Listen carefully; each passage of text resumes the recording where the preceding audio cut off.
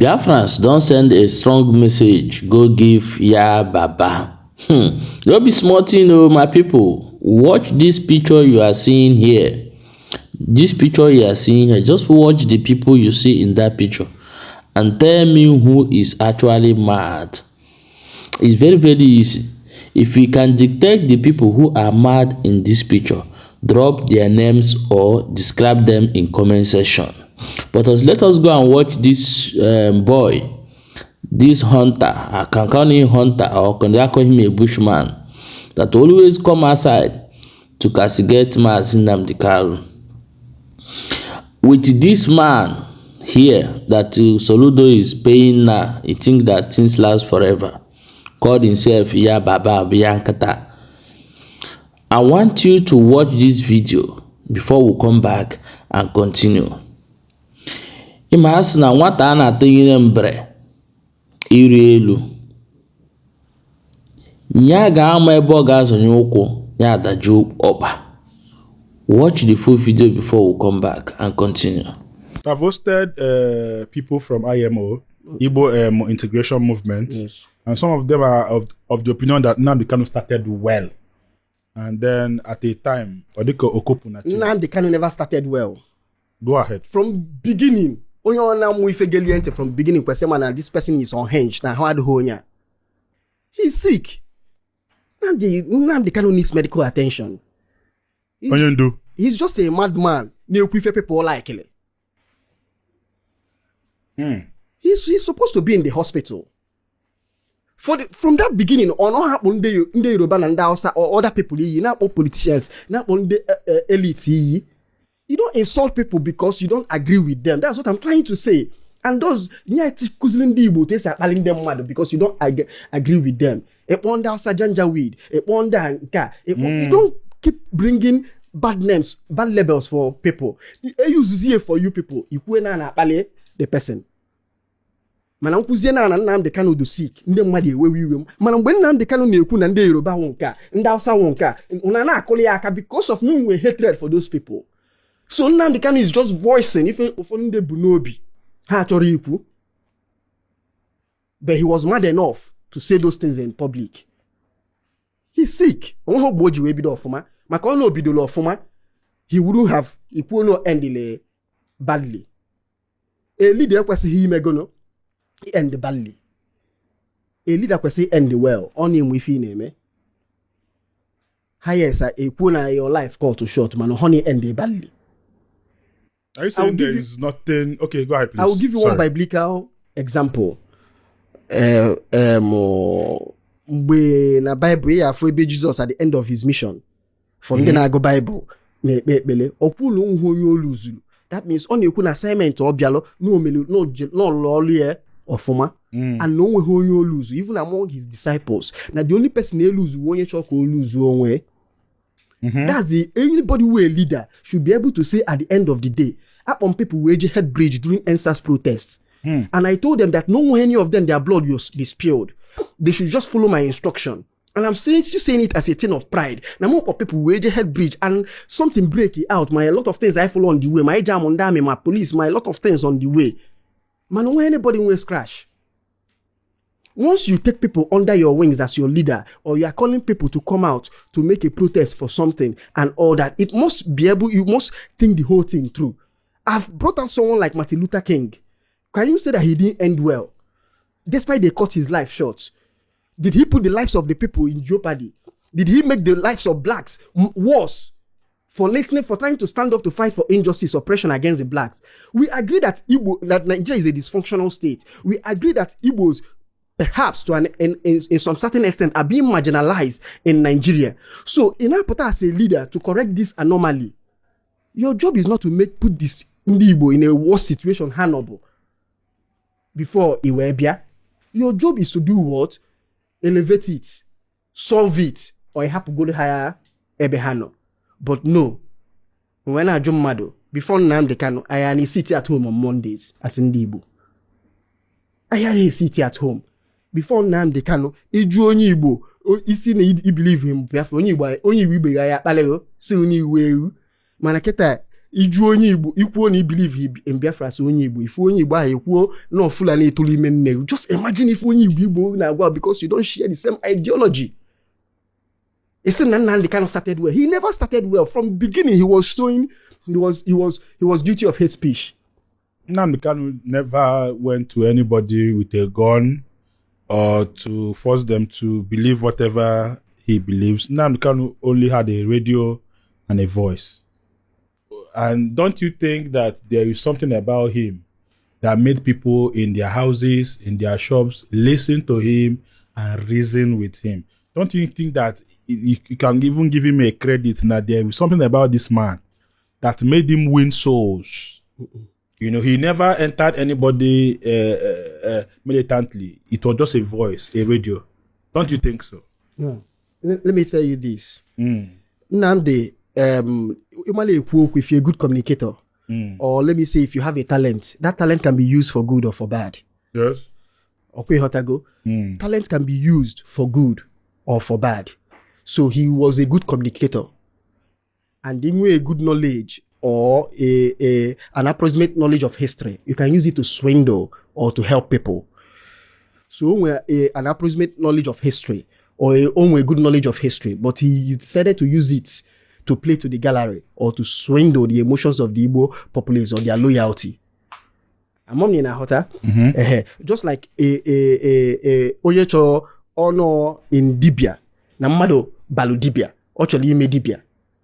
Onwe knowledge of roots and herbs. Mana people are not coming to him or her or try to other things or yeme. Go people now what people seductive things or yeme to be able to attract people. That's exactly what he did. If you know now, let's understand how if any nasi webido platform Nnamdi you rise. 2015, Igbos banked on Goodluck Jonathan and massively voted for Goodluck Jonathan, and Jonathan lost the election. And Buhari the Igbos didn't vote for came in, and when Igbo a vote to hate, therefore not send her Igbo when we hatred for Buhari. Among in a hotter. Buhari on Igbo dots. Why should he concern himself with the dot? They are just a dot in the circle.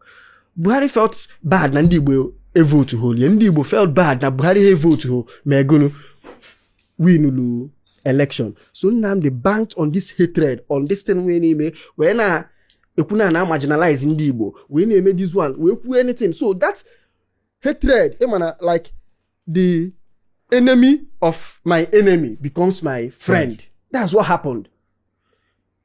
Oh, dear Lashiwa, when they make a lot of on history generalization or a lot of things that don't necessary, hit way up the polity. We go to say marginalizing Igbo and all these things because I always say it. Marginalizing Igbo. Are we placing these facts side by side with even the Igbo enjoy kwa?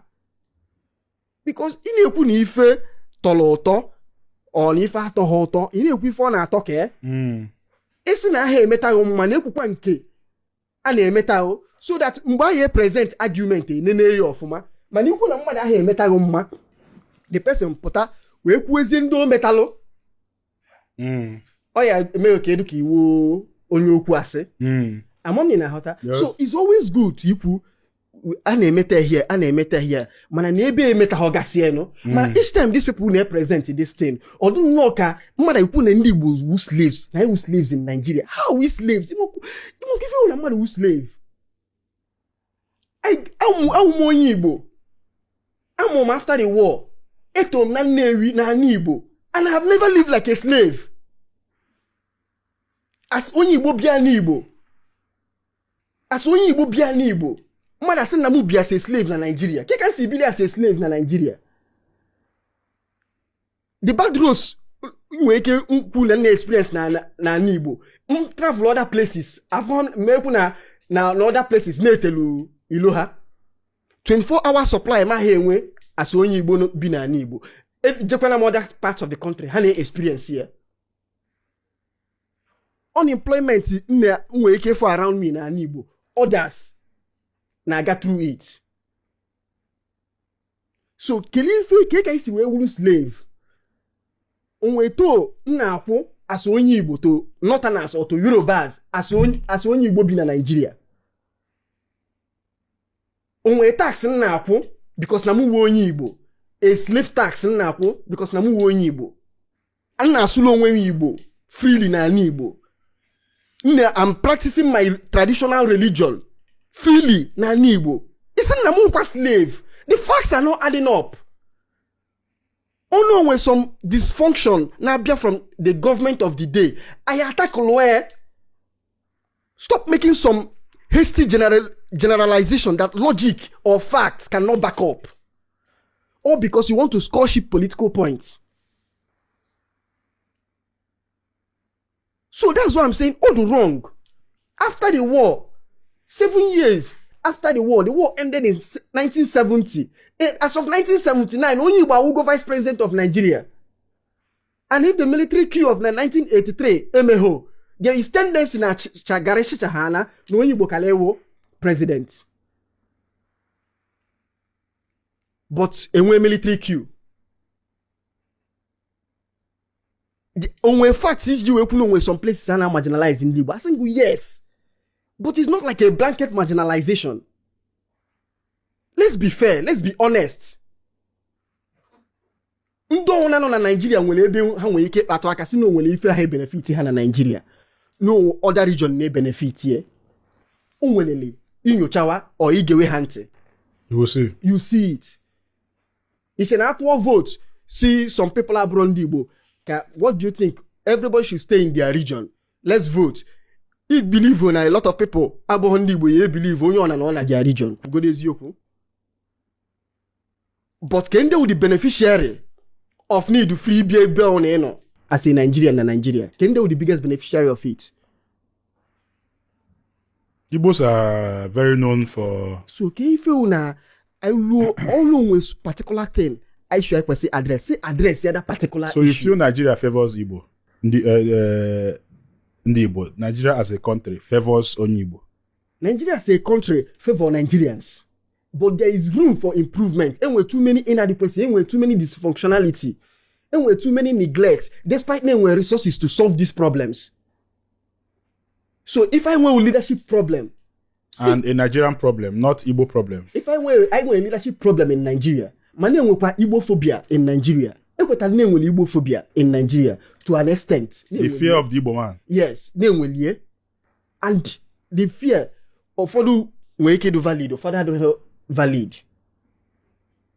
Because they believe na enwe level playing ground or happen Igbo or not try to restrict and higher bakole everywhere. Although there, some that fear is based on needless assumption. Those political sentiments can just wipe here out or draw there. But for them exist because Ndi Igbo no bono and hana wambo ne mesi fe. Okay. Yes. Yes. So at times you wake hotagodi ndi no kwa beha na atu egwu ni na ndi anwo ike dominate em before mali Ndi Igbo take over my place.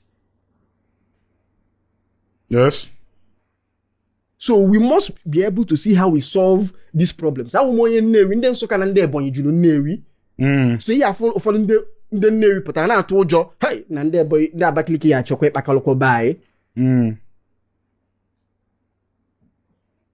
Yes. Nnukwu ndị Nsụka na take over no ha ihe ego kpọchakwa na anado na Nnewi. So onye Nnewi express ya that fear. All the valid, doing valid. All the valid in the sense of ha echikwazi oduzie ka na ndị Nnewi esozikwa onwe Nnewi. All the invalid maka ndị bụ na-eje be ndị ọzọ kpakọrọkwa be ha. So mmadụ ya bịakwa bonu. So these things are two ways na ya ha ade apụta ya na-ene n'ife ni na ya na balance here. Mana ya ha balance the thing. Aya na-ekwu as if na no nwelu onye Igbo na-eme ife abịa na pie stop o onye Igbo. Ona na stop onye Igbo. Kezi fu na-etulu ọnụ na-ekwu Igbo money na ị na-eme ọfụma.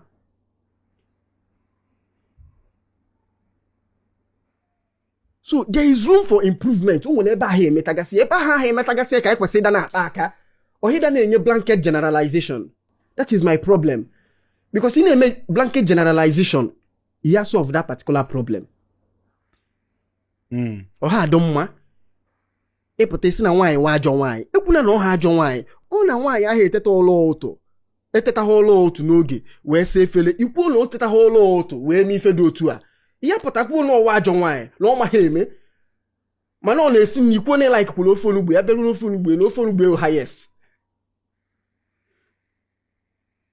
mana ihe kwuzi that part ịpụta ikwuo na ọwa ajọ nwaanyị na ọwa bad onwe onye nọkọta adụ bad in its entirety. So we be mother here meta kwunu ife a ebe aka inwe problem with this particular destiny. I don't say na made that blanket this thing. Ogo na like her that particular but the particular place say like her no nya meli ju we chop. Or he put condemn more everything in its entirety. Dalo. Ihe na-eme na South East. The whole insecurity and everything, you've wrote about it. You've been very vocal. Do you think that Nnamdi Kanu is solely responsible for insecurity in the Southeast? Oh yeah, but who not solely? A man and not back when even na condemn. Okay. Always contributing factor. A problem, an existing problem. A potential identify the problem. And I identify the problem, but there was a wrong solutions to the problem. That's why I call Biafra. Biafra is a wrong solution to an identified problem. Why Nigeria is an inadequate solution to an identified problem. Oh, you want a problem though? Mana with a wrong solution to that problem. You na add petrol to the fire.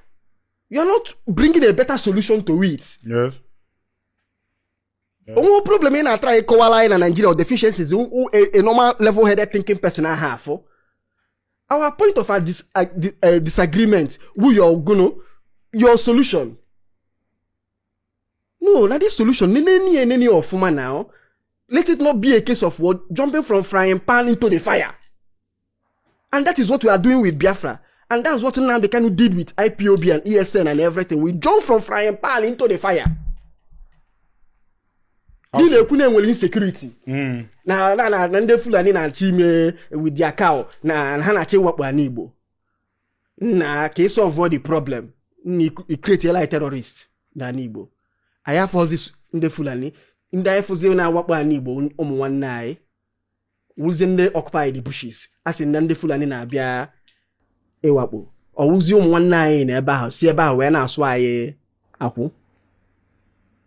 So that is what I'm saying. You end up creating more problem than the problem you are saying you want to solve. How did you do that?